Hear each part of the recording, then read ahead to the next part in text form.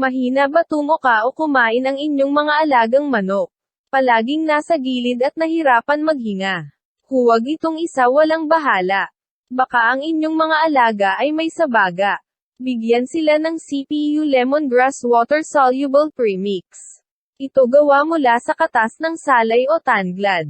Segurado kang natural at hindi nakakalason. Proven and tested dito sa Philippine Native Chicken na pinababalik ang gana ng manok sa pagkain at mabisang pantambal para sa infeksyon na nagdudulot ng common respiratory diseases. Ano pa ang hinihintay mo? Magandang araw mga kanitib. Nandito naman tayo sa isang episode ng ating programa dito po sa The Philippine Native Chicken. Ang programang ito dulot po sa inyo ng Central Philippine University, headed by our President Dr. Theodore Sorbles. Ito po yung kaibigan, Dr. Jaime C. Cabelis Jr. na palaging kasama ninyo o kasangga ninyo sa pag-alaga po ng native chicken sa komersyal na pamaraan po. Sa ating mga kanitib dyan all throughout the Philippines, na patuloy pa rin tumatangkilik po sa ating programa. Thank you for being with us every time that we have this program po. At sa ating mga OFW dyan, na palaging sumasama sa atin sa ating premiere ng ating episode na to. Thank you for being with us. Sana po nandyan kayo sa mabuting kalagayan. At saka sa ating mga kapatid dyan, mga kanitib na hindi pa nakapag-subscribe sa ating YouTube channel, please click the subscribe button.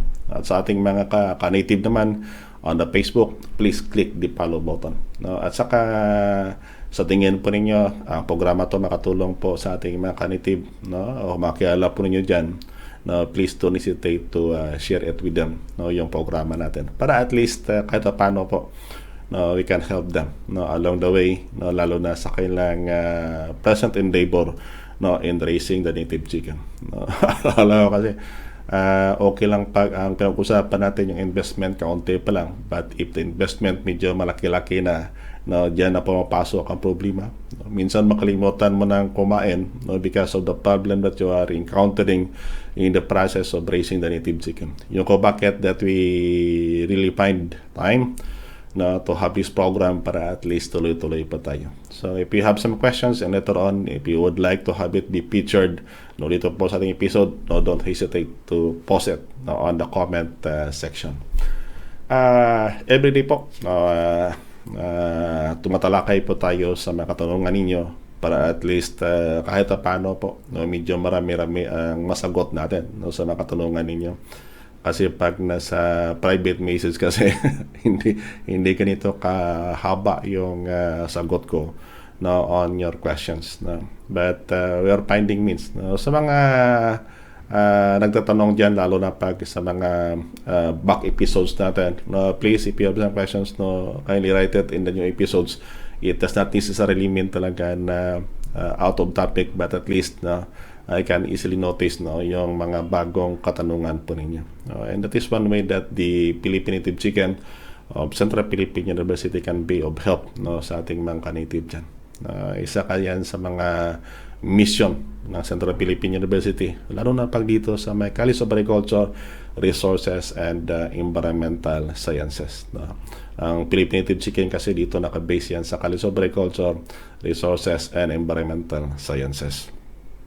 Ngayong araw, we'll be discussing naman isa sa mga katanungan po nating ka-native, lalo na pag ang pinag-usapan dito is about in the preparation of the alternative na mga patuka sa ating mga alagang manok. Given the price in right now ng patuka na every week umaakyat siya ng 50 pesos per bag or 1 peso per every kilo ng patuka po. Problema natin kasi ang patuka kasi, if you have noticed, pag umakyat yan palang walang rollback na ata, unlike in the use of fossil fuel na ginagamit natin sa masasakyan. Pag bumaba ang price sa world market, baba din siya. But yung patoka na binibili natin, pag umakyat yan, halos yung presyo po madalang na bumababa yan. Yung kung bakit that we're really glad and we appreciate the effort ng ating mga ka-native dyan na they are finding means na kung saan po looking on the alternative para po na mapababa po ang gastos. Yun palagi ang naalala ko sa mga tanong is that given na the increases in price of the supplemental feeds at saka yung presyo naman ng mga produkto natin na hindi sa ganun ka-stable, will there be a profit in raising the native chicken? Yung kung bakit sabi ko palagi, meron po. Yung kung bakit that the CPU feeds hanggang ngayon po wala pa po kaming increases in price because we are on your side. Kami po mismo nag-alaga din po ng manok, para at least alam mo kung ano ang sentimento ng isang nag-alaga ng manok. Yung kung bakit that sa mga malapit dito sa may Panay, you can contact the number that we are posting in our page para at least makapatanong-tanong kayo. Lalo na pag we are also shipping the CBA feeds ang ating dito is via seaport to seaport. Ibig sabihin po, from Iloilo will be shipping it using our courier na contact para at least padating naman doon sa mga area po ninyo, you can have clean it in their own stockyard. That is one way that we can have it be done. Otherwise kasi pag dumaan yan sa maraming middleman po, ay nako po, baka pag dumating yan sa lugar niyo, sobrang taas na. And that is one way that the Philippine Native Chicken is doing it. Kasi ang tingin namin dito, we walk what we talk. Mahirap kasi na kwento ka ng kwento na hindi mo naman ginagawa, sayang. Yung kung bakit there is really profit in raising native chicken. The only consideration that we have is that pwede ba maghanap-hanap ka ng mga alternative dyan pag medyo malayo ang CPU feeds po sa inyo. And marami kasi yan na pwede po natin magamit. Kaya lang tandaan natin minsan na yung local available materials natin with the processing that we are employing on it, minsan baka sobrang magastos pa compared than buying the commercial feeds or the available feeds in the market. So sa ngayong araw, we'll be discussing sa katanungan po nating isang ka-native on the YouTube. Sabi niya kay Sir Joey Panagiton. Sir Joey, magandang araw po sa inyo. Thank you for being with us. Sir, tanong lang po, ilang percent ang pwede ipakain na asula sa manok? Ilang percent ang pwede ipakain na asula sa manok? Marami kasi ang nagkaparami po ng asula o di kaya duckweed as one of the supplemental feeds, alternative feeds na dagdag po natin dyan sa ating mga available na commercial feeds o ginawa nating patoka. But tingnan po ninyo, if you're going to have it be cultured, please have it be cultured na kung saan po sigurado pa kayong malinis ang lugar. Kasi pag hindi malinis yung lugar po, ang problema natin, there are a lot of parasites or pathogens present in the maruming tubig po, baka magkasakit po yung alaga po ninyo. Now, in terms of the concentration o dami po, ilang porsyento kaya ang pwede magamit? Possibly po, if you can have it be by 5%, maximum 5% natin. Pwede bang gawin natin ganun? Ibig sabihin po, for every 100 grams ng potoka, only 5 grams of it is the asola. Pero siguraduhin natin na nahugasan na maigi. Pati yung mga putik o di kaya mga putik na yan na dyan nagkikling yung mga mikrobyo, maalis muna natin. Isa yan kasi sa mga kailangan natin. I know that the asola that is 90% almost is water and less than 10% is the nutrient. Malaki kasing bahagi ng katawan yan is tubig po. At saka yung kung bakit na pag nasobrang dami, nasabihin natin na lagyan nyo kahit 50% po. Ayun ako po, pang YouTube lang yan po. Na minsan po, baka mailigaw po tayo sa tamang landas. Ang mangyayari dyan, if ang tubig po is masyadong contaminated, lalo na ng E. coli o di kaya Staphylococcus po, baka ang manok nyo hindi ganoon kaganda ang paglaki. Ang E. coli kasi nandoon kasi sa loob ng katawan yan, lalo na sa mabitukan ng manok nyo. Ang ginagawa niyan, kinakain at ina-absorb yung mga nutrient na kung saan po supposedly absorb ng katawan po ng manok ninyo. So yung bakit that to be using the azola or duckweed na place a bit be cleaned properly, and if possible po, siguruhin po natin na ang E. coli content yan is hindi ganun kataas. Otherwise kasi baka ang health po ng manok nyo is affected. And besides kasi, ang paggamit natin ng sobrang fiber sa katawan ng manok natin, magiging problema natin is that yung necessary nutrient requirement ng manok natin. Baka hindi sa ganon kaganda, to the point that the rearing period, no, baka sobrang tagal. And kung sobrang tagal ang rearing period ng ating manok, anong ibig sabihin yan? Na magiging borders later on yan. Yung kung bakit na palaging sabi ko, possibly po, if you can have it be done na kung saan po, in 3 months time, may market po ninyo, the better it will be. Otherwise kasi pag paabutin nyo hanggang 4 o 5 buwan dyan, magstay na manok sa lugar po ninyo, no, borders na po yan. No, gastos ka na lang, but the kita that you'll be deriving out of it is declining. Now, aside from the azola, ang isa pa na ginagamit nila is what they call the tricantera or what they call the Madre de Agua. Ang kagandahan na kasi ng Madre de Agua o tricantera is that it is being grown above the ground. Ano ibig sabihin po? Yung level of contamination po in terms of the E. coli po, hindi ganun kataas. So, ibig sabihin po, medyo safety yung manok po ninyo. No?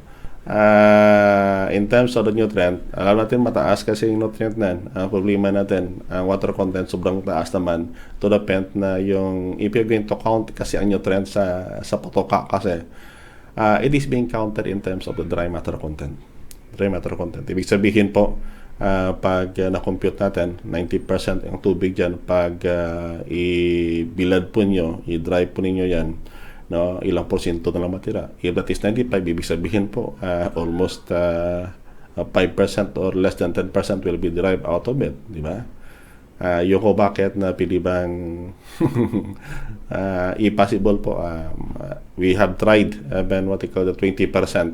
Na ang problema natin ng 20% pag ang binigyan po ninyo is mga inahin po ninyo at saka mataas ang content ng tubig, ang problema nyo yung itlog ng manok na baka sobrang laki to the point that the prolapse ovary baka nandoon yan, uterus yun, prolapse ovary, prolapse uterus pala, ngayon lumalabas yung bahay itlogan.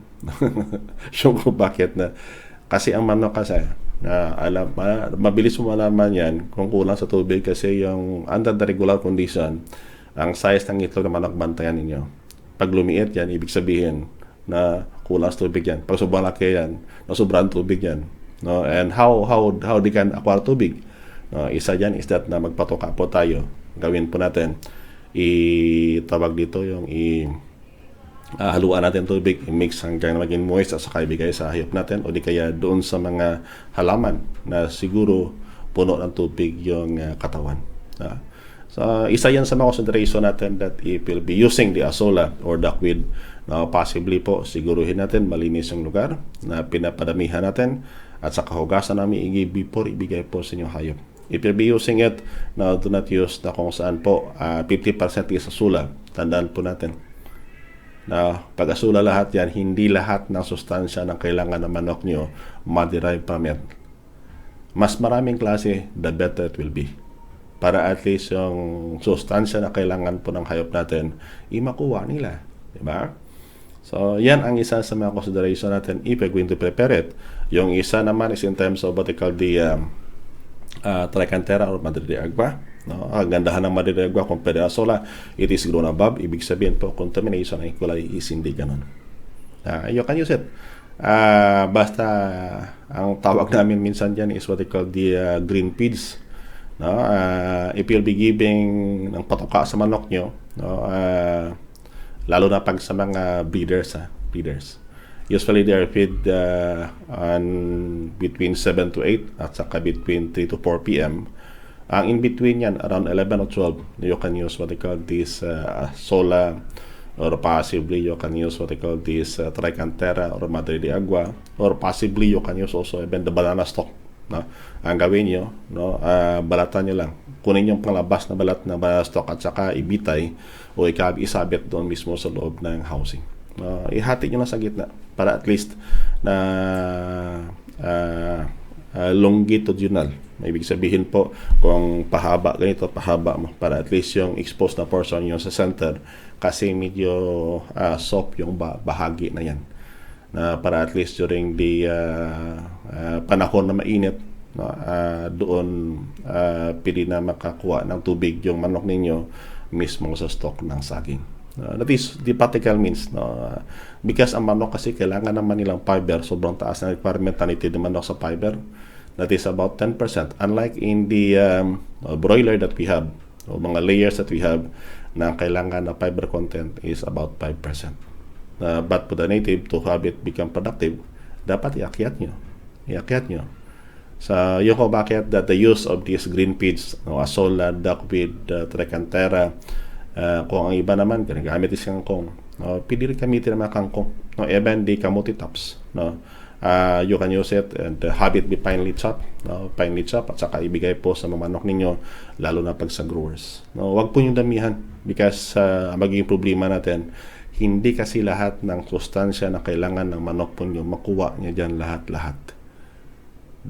The more varied or the more variety ang ating patoka na binibigay po sa manok natin, the better it will be. Sana po, ang episode natin ngayon, sa katanungan po ni Sir J. Panagiton, sana po na natugunan po natin yung katanungan po ninyo, sir, about the use of asola. Dinagdagan natin, sir, para at least kahit paano po, if you can have the access to what we have mentioned, possibly po, basta mga leaf meals, wag po tayo masobra in terms of the 5%.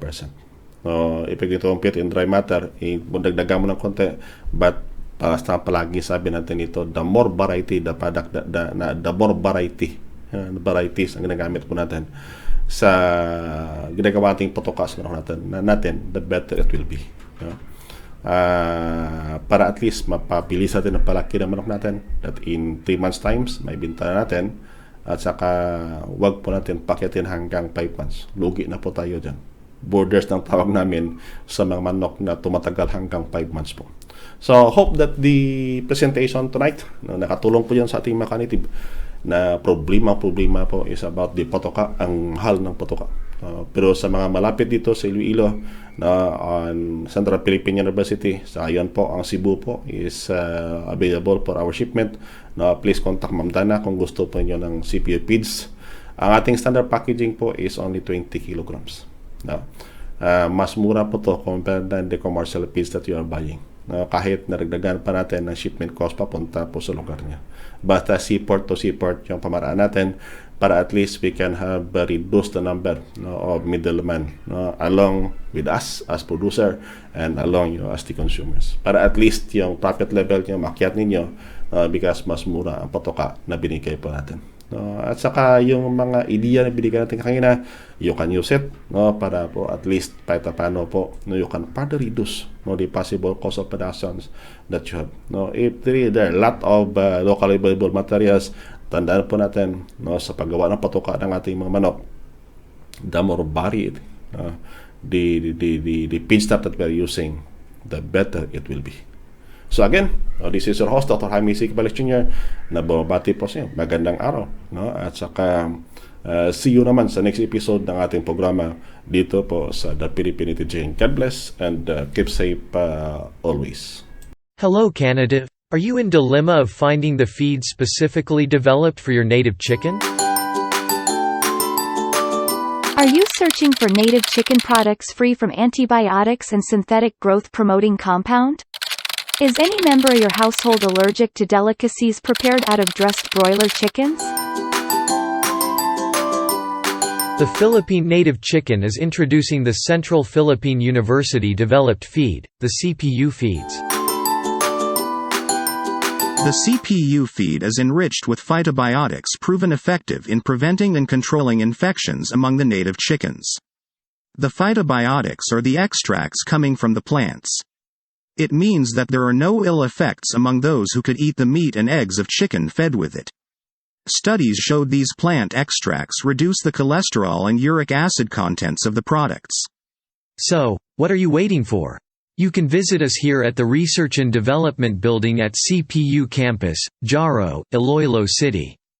Or, you may contact the numbers on your screen for guidance.